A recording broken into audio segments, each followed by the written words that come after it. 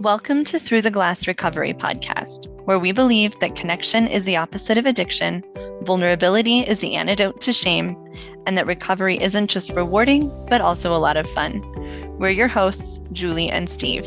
Listen as we get together with friends to shed light on the hard things, talk about the other side of addiction, and how we create a life so full there's no space left for alcohol.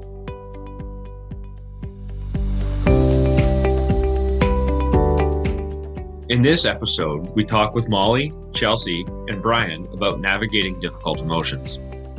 We talk about how we find validation for our emotions, how we've learned to cope with them, either by distracting ourselves or learning to sit with them. We talk about coping tools such as sharing the burden with others, taking care of ourselves, and even EMDR therapy for overcoming trauma. We talk about learning to be okay with being uncomfortable and acknowledge that emotions won't kill you, but the way you choose to react to them could. And before we dive into this episode, we just ask that if you find the content here valuable, that you take a minute or two to rate our podcast on whichever platform you use to listen to it, and take a minute to leave a review as well. It lets the podcast platforms know that you think we've shared valuable content here, and other people that might benefit from our podcast will be more likely to see it. Tonight we're here with Molly, Brian, and Chelsea. Molly, I'm going to have you go ahead and introduce yourself first. Molly is our most regular of regulars, I think, at this point. This is, I think, maybe your fourth podcast with us. So do you want to go ahead and tell our listeners a little bit about yourself? Yeah, sure. My name is Molly. I've been sober almost 2 years now, and I joined the sobriety community through the I Am Sober app, and that's where I've met all these lovely people. And yeah, I'm a traveling X-ray CT technologist based out of Orlando, Florida.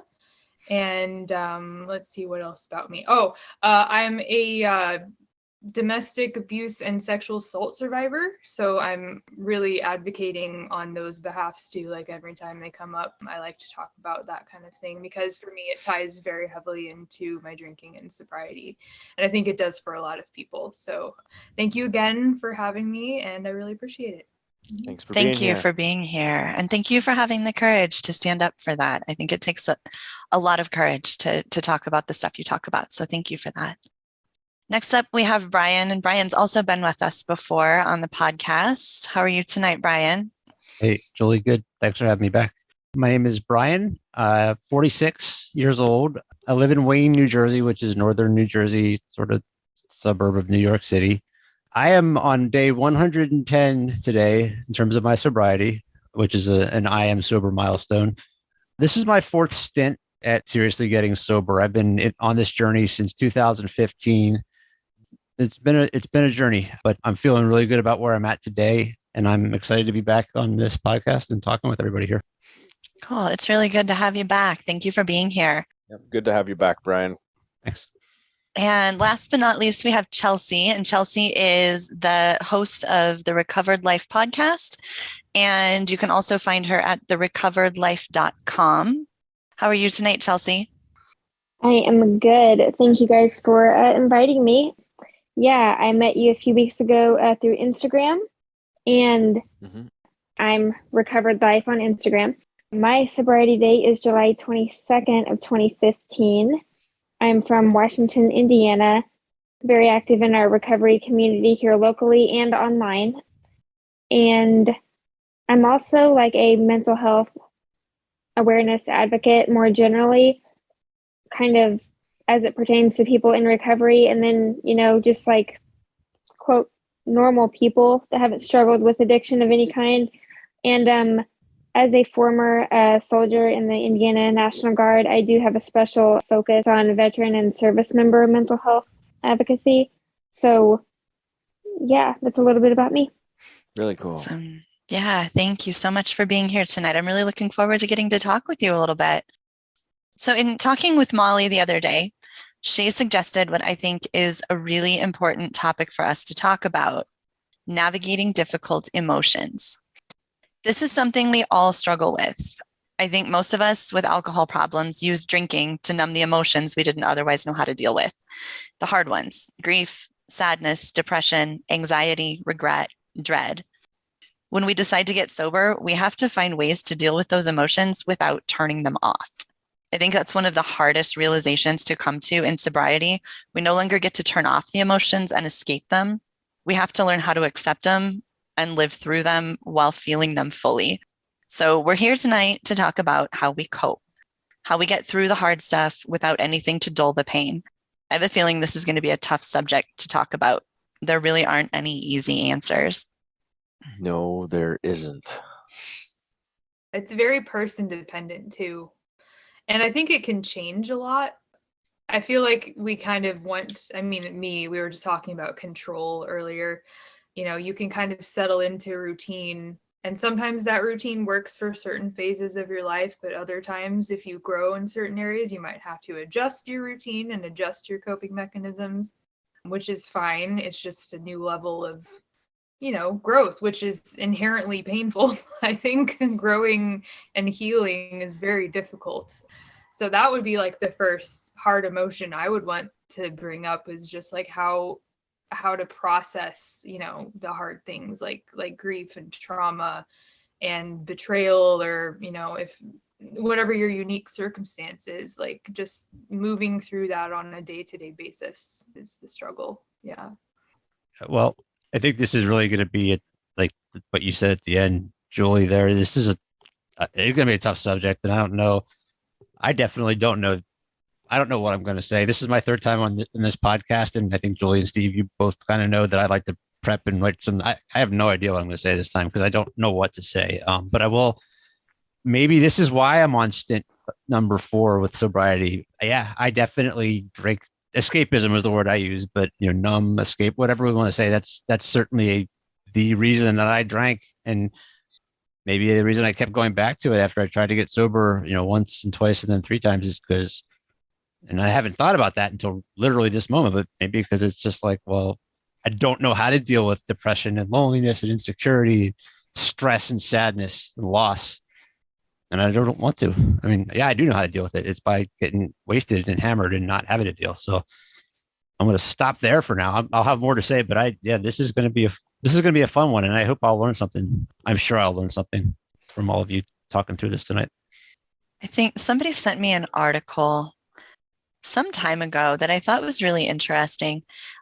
And it was about dealing with hard emotions, and it talked about how healthy people deal with really difficult emotions. And it brought up things like grief and loneliness and betrayal, things that there's just nothing we can do about them, and we just have to deal with them. And it was really interesting to hear how healthy people, like emotionally strong, healthy people, handle stuff like that, because I don't think I've ever been one of those people. But they talked about, depending on what the emotion is and kind of the severity of that emotion, some people will just sit with it and actually cope with it in whatever way works for them.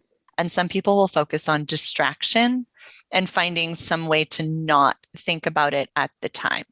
And I think that's a really good point to start with, is what do we do to distract ourselves? And I didn't even realize until reading that article that distracting yourself from difficult emotions is actually a healthy way to cope sometimes. I think it's a necessary way, because otherwise we end up just drowning. So I think that's one aspect, is what do we do to distract ourselves? And then also the idea of coping with them and just sitting with those emotions and not letting them drive us to the point where we want to escape. I think a little bit of what, were you going to say something, Chelsea? I remember like when I first started drinking, which was like late in my high school career, even before my drinking became like constant and frequent, I was getting the effect that you guys mentioned, like, and by that I mean, numbing the emotions rather than feeling them, because by that point in my life I had experienced like trauma and loss, and I just had the feeling like I didn't fit in anywhere. So drinking was a perfect way to, make me feel more confident, like I did fit.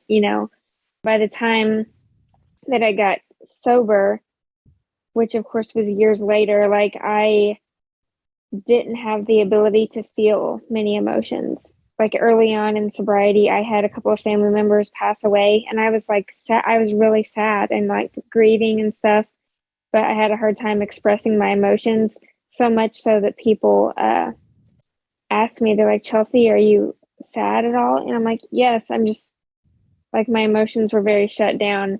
So like I've had to learn over like the last 7 years how to reserve my emotions for a more appropriate time to let them out, and then like allow myself the space to grieve and cry and even be angry in a healthy sense, like those of us who've experienced different forms of abuse or whatnot. I think it's good to acknowledge, like, yeah, any sane person would be upset over some of the stuff that we've been through, So it's kind of like a balance for me, or learning like appropriate and healthy context to express emotions. I think anger is healthy if you use it the right way. Yeah. I think figuring out where anger starts to become dangerous, as opposed to, okay, I'm angry, I'm going to acknowledge that I'm angry, and now I'm going to sit with it because I can't do anything in this anger. I can't react properly. I can't function or deal with this issue when I'm in this space. And then acknowledging that, okay, I'm angry right now. I can't do anything about the situation that's making me angry because I'm going to do something. I'm going to say something I don't mean. I'm not going to be able to form the sentence. I'm not going to be able to express how I really feel after it all settles out and I have an actual chance to start trying to discern where it came from, what happened, how it's affecting me, and then how can I communicate that back so I can express, it did make me angry. Now I'm not reacting inside the anger. I'm reacting on the other side of it, not having it be, the hard part is not having it be the motivation that drives the conversation or the reaction or whatever else, because all it does is make it worse. Anger has its place, but it's hard to sit in it if you don't recognize that that's where you are. And I think, Chelsea, you make a really good point, because I'm in year 2. I'm 1 year, 7.5 months, and in that first year is what Molly was talking about when she first hopped in. In that first year, it's a lot of those big emotions you feel like you just hang on to. You're just don't know where to put it, don't know how to, you go back to routine, whether that is some form of self-care, talking to really close friends, being able to put your vulnerability in safe spots, because you kind of think you're nuts when it's happening, and it helps you kind of realize that you aren't as crazy as you think you are. So what you just said, Stephen, this goes back to what Chelsea said too. This is something I learned from Molly and all of Molly's wisdom. Validating emotions is really important. I didn't even know what those words meant until I met Molly. But like Chelsea said, acknowledging that this is how I feel and this is okay and this is a normal emotional response to this situation. I think a lot of us probably were invalidated in different ways when we were first starting to really feel big emotions. And for me, it was always, you're overreacting, and you're making too big of a deal out of this. And so the first thing I have always tried to do is to shut down the emotions. That got really easy with drinking. And that was my go-to. And I think just accepting this is how I feel right now. This is a valid way to feel, and not trying to find a way to turn it off or to change it or to make it less. If you feel like your feelings are wrong, it just makes it that much harder to cope with them in a healthy way. I think that's a really important lesson for all of us that are in recovery. For sure. Yeah. One of the phrases that I came across in the community very early on, and it had mostly to do with, like, in the beginning, just straight up cravings at first, but you can apply it to anything, but it's the saying that the only way out is through. And I think that applies to emotions too. Like, you can't just like you're coming up to grief, you're coming up to anger, you're coming up to this big wall of whatever you feel.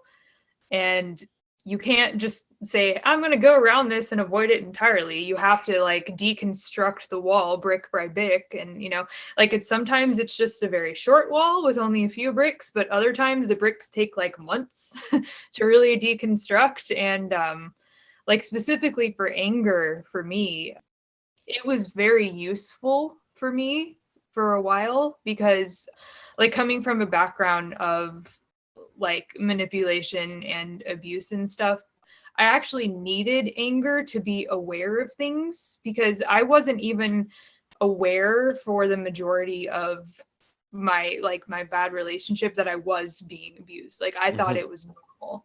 And then when you realize that's not normal, you get kind of angry.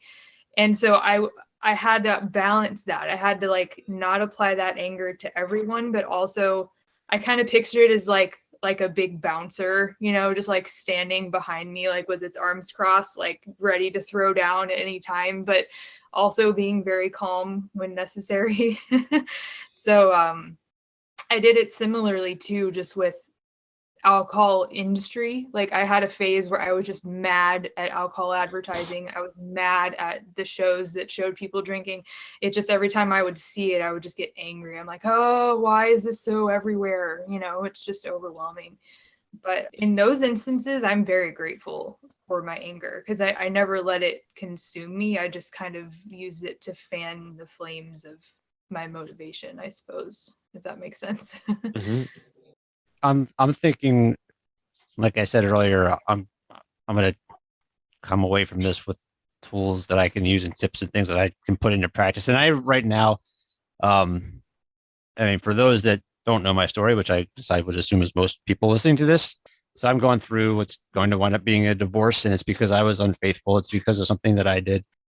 There's no two ways about it. It's the truth. And so I'm right now in the throes of trying to figure out how to sit with those emotions, how to live with those emotions. That this started in June of last year, of 2021, came to a head in January of this year. But I use alcohol pretty much from August of last year all the way through January to not have to deal with all the guilt and the shame and the self-loathing and all that stuff. And so this is really a good topic for me right now, because I'm trying to get to the point where I can forgive myself and work on, taking the next steps to make myself better. But it means facing all these kinds of things. So all that preamble was to say what I said earlier, which I want to come away from this with some lessons learned. You talked about, when you said distracting early, Julie, before you then said what you later said, I was like, that doesn't seem right. Like, why would you? Distracting doesn't seem like a good thing. And then you kind of went and said the same thing, right? Like, it doesn't seem intuitive, but it is. Like you're saying this is from the literature you've read or the experts you've listened to. They tell you that sometimes you need to distract. I guess so. What I'm trying to get to here is how do you? Because what I'm hearing from you, Molly, it makes perfect sense too. Like, validating the way that you feel is important, but to do that, you have to face, this is how I feel. How do those two kind of coexist? Validating my feelings, but then maybe knowing that I also need to distract myself from them at the same time. I don't know if I'm making any sense, but there's an intelligent question up there somewhere. I don't think it's quite coming out. I think you're making a lot of sense. I think once that feeling is validating or validated, there's a sense of relief. At least there is for me. I had a sense of relief. The greatest fight that I had wasn't somebody else validating it for me. Somebody was telling me that, the way you feel, Molly's done this, so is Julie. The way you feel is valid, but then being able to accept that this is the way I feel. Like, this is actually, I'm not making this up. I'm not fabricating it. I'm not doing I am just sad. And that is okay. Because there's the part in me that I would fight it. I would fight that, it's not okay. That's the fix it mentality. Like, how do I fix this? And then I drank to fix it. So I didn't have to deal with it. Now it's like there, it exists. I'm just going to go back to what Brian said. I was thinking about that too when I was reading that article. And so this was, I tried to find it earlier because I was kind of hoping to refer back to specifically what it was, and I couldn't find it. But it was a scientific study, like it was a scientific research article. And I think what I came to understand is that we have to feel things. We don't have any choice if we're going to get through a difficult time, but to feel those emotions.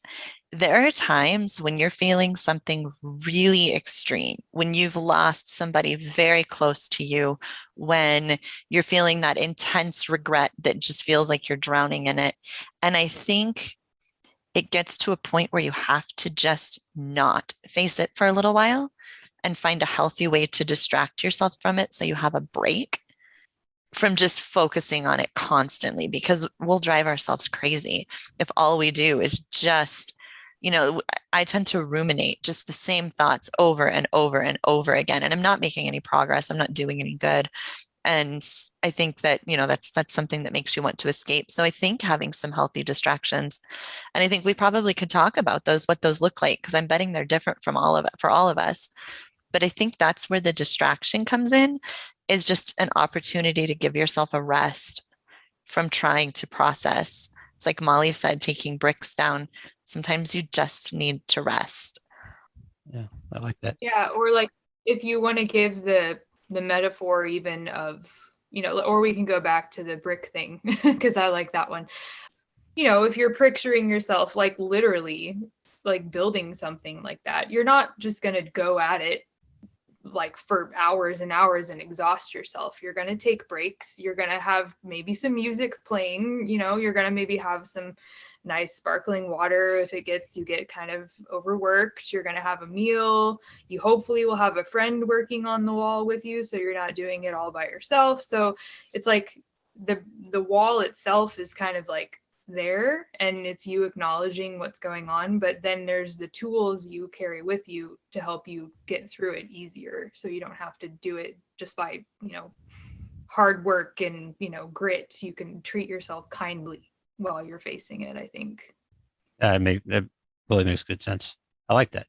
You can have some trial and error, whether that's like the distraction is going for a run or working out or reading a book, or going on a hike, or some form or version of a break from that takes your mind off of it. And I think that's what Julie's getting at, is just take your mind off of it, change focus to something else. It's not a bad thing, because it doesn't really have to get dealt with today, the here and the now. Nothing really does have to get dealt with immediately, even though it feels like it.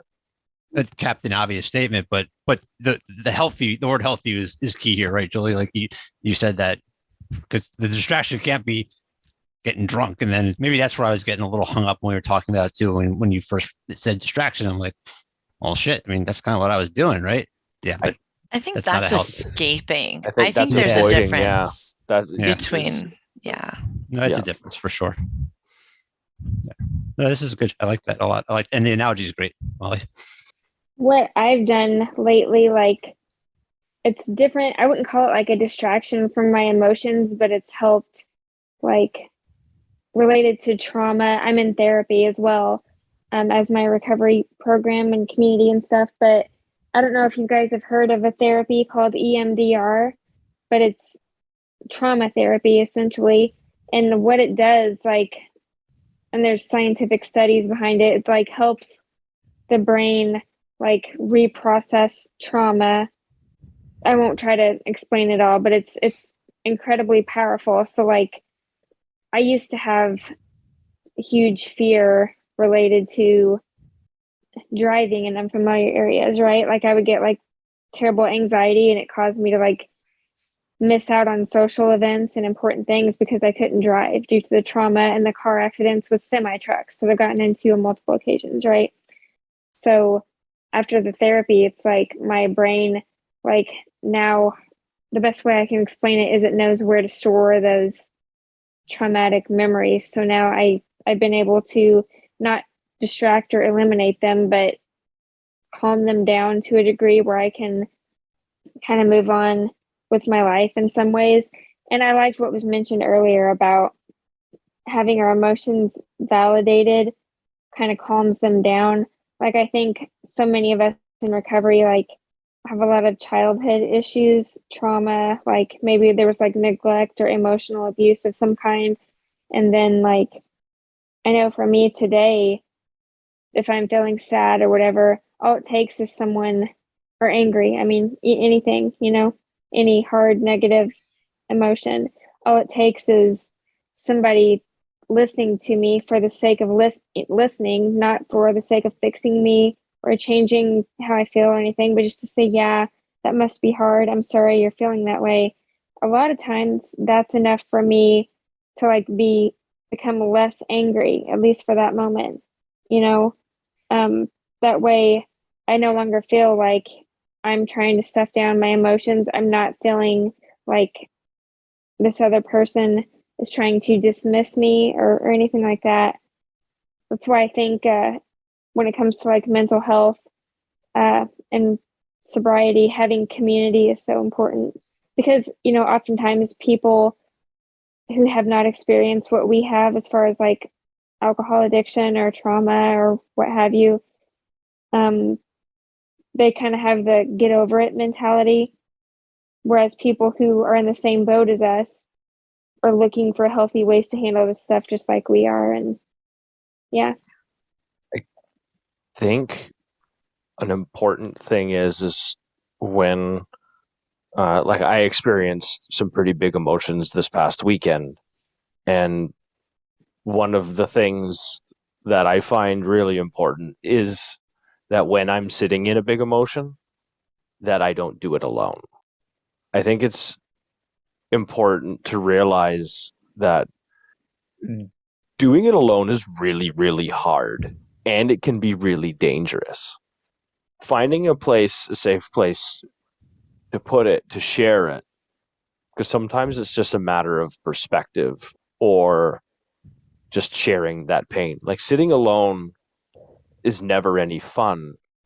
And when at least in my experience, if I do, like, finding the courage to share the hard stuff, especially when it's live, especially when you're experiencing it, when you think you're just going to burden someone with your story for the day or whatever that may be. I think, I know for me that if I don't share it, then I never give anybody a chance to show me that, I matter or I care, or they care. Because in those moments, sometimes that's all you need to hear too, is that just to know that someone is there. Hey, I'm listening. Yeah, that is huge. Yeah, I've actually had a really interesting and quite uplifting experience at this most recent job I've been at. As a traveler, you have to walk into a new department and introduce yourself, and you slowly get to know everyone in the department, etc. And inevitably, just because drinking is such a big part of pretty much every culture everywhere, there comes a time when either you're invited to something or it comes up in conversation, or there's someone's telling a story about a time they were drunk, whatever. And it eventually came out, like, to the point where I was just like, oh, I don't drink, I don't drink anymore. And like the immediate question I got, like, right off the bat was like, well, did you have a problem? And I just very quickly was like, well, define problem. Like, everyone's problem is different, like, and like the guy, who said that, he wasn't like rude about it. He was just like, no, you're right. And I found that if I like explain my reasons for it, even just simply, like, I was unhealthily dealing with trauma. Like, I've said that before. I'll be like, I was using it as kind of a crutch to deal with things, or I didn't like how it was stopping me from doing certain things in my life. It really seems to spark something in people. Like, they just want to either talk about their own things that they're having trouble dealing with, because you've kind of broke the ice and initiated that conversation about emotion rather than drinking. Because I don't think the average person really understands how tied together they are because it's such a part of, popular culture. But yeah, I actually have a party coming up this Saturday. It's my going away party because it's my last week here. And I told everyone that I don't drink, and they were very courteous. They're like, so do you want no alcohol to be there? And I had this moment, I'm like, oh, no one's ever asked me that before. But I was like, no, absolutely not. Like, if this is the way you enjoy your time, like, please feel free. So that was just a really kind of strange moment for me, to let people be people, but also understand that, like, I can have conversations with people outside of the realm of alcohol that are still meaningful, even if there's alcohol involved. So yeah, we'll see how it goes. I'm kind of excited. You'll have to let us know. That's really cool. I liked that is very cool. I found in a prior stint with being sober, my initial thought would be, yes, I don't want to be anywhere near it. Now maybe I'm at that point right now, but I think you said you're over 2 years, Molly. Maybe almost 2 years. Yeah. 2 years. Yeah. So I mean, obviously I don't speak for you. Everyone's different, but maybe, you're at a point now where you're a little bit, sturdier ground. I just wanted to backtrack a little bit. I'd like to put Chelsea and Steve, you both kind of touched on. I made a shocker to Steve and Julie, but this is a very short list. But when I was thinking about the few things, it's not that good. It's really not. But amazing. What do I want to say? What could I say? How? Because I don't have any answers here. So this is like me thinking of what could some ways for me to deal with tough emotions, head on be. And some of the things I wrote were around community, around talking about it with someone you trust, around connecting with people. I so strongly agree with that. I think that community is such a big part of this whole journey for me, probably for most of us. It took me a while, like only recently that I realized that I can't do this alone, and community is so huge. So I couldn't agree more with the stuff that Chelsea and Steve said about community, about talking, finding a person. Don't try and go it alone. Whatever my solution is going to be for me personally with dealing with these things head on, it's going to involve community. I mean, I don't have any doubt. I think one thing that I've probably said this on several of our podcasts because I think it's really important. It's going to be uncomfortable, and it's okay to be uncomfortable. So often we try to turn it all off because it doesn't feel good and we want to feel good. It's okay to be uncomfortable. It's okay to sit and be uncomfortable for quite a while. It's not going to kill us. It's just not going to feel good. And that is okay. We don't have to stop ourselves from feeling uncomfortable. Like almost always with a hard emotion, time is going to help. Some space between the thing that happens and where we are now almost always helps at least lessen the severity of those emotions. And sometimes you just have to go through that time and accept that you're going to be uncomfortable. You're going to hurt. You're going to be sad, whatever that is. And yeah, I think that's just been something that was really hard for me to grasp, but it's okay. I don't always have to feel good. And somebody else said, emotions won't kill you. The way you choose to react to them could. And I think that's a really powerful thing to understand. Yeah, very true. Molly, what was it that you said about moving through emotions? Moving through, the only way out is through. Is that what you mean? That one? Yeah, just that, I know we talked about like tools to handle them and stuff, but at least for me, I'm like a chronic compartmentalizer. Like I'm extremely good at suppressing my own emotions in the moment, and to the point where they literally sneak up on me. Like I will be going about my day totally feeling fine, and then all of a sudden I will just have this wave of anxiety descend on me. and it will have nothing to do with my current surroundings at all. Like everything around me can be in a perfectly safe, normal environment, but I'll just be like, why am I suddenly feeling this way? And then I'm getting better at it. At the beginning of my sobriety, I just felt like a crazy person because I'm like, I don't know where all these emotions are coming from. This is nuts. But I now realize I'm like, oh, it's probably from this thing. And it's often a very delayed reaction for me.